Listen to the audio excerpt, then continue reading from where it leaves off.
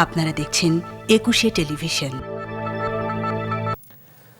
Saudi আরব থেকে দেশে ফিরে করোনা পরিস্থিতিতে আটকে পড়া প্রবাসীদের ফিরতি টিকিট পেয়েছেন ৬০০ জন।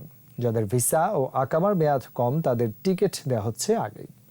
তবে অনেকেই টোকেনও পাননি এখনো। তাদের মধ্যে টিকিট না পাওয়ার আশঙ্কা দেখা দিয়েছে, আছে নানা ভোগান্তির অভিযোগও। আদিত্য মামুনের রিপোর্ট।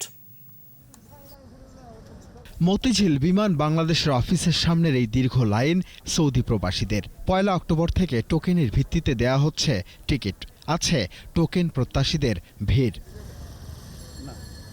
যাদের আকামার মেয়াদ কম এখন টিকিট দেয়া হচ্ছে তাদেরই। তবে অনেকেই সংশয়ে আছেন কবে যেতে পারবেন সৌদিতে।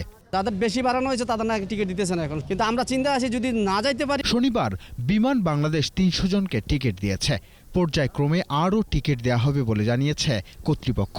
যারা টোকেন পাননি তাদের মধ্যে টিকিট না পাওয়ার শঙ্কা বিরাজ করছে।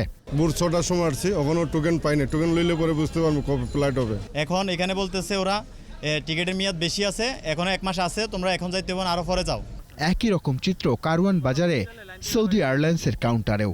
সৌদি এয়ারলাইন্সও ৩০০ জনকে টিকিট দিয়েছে।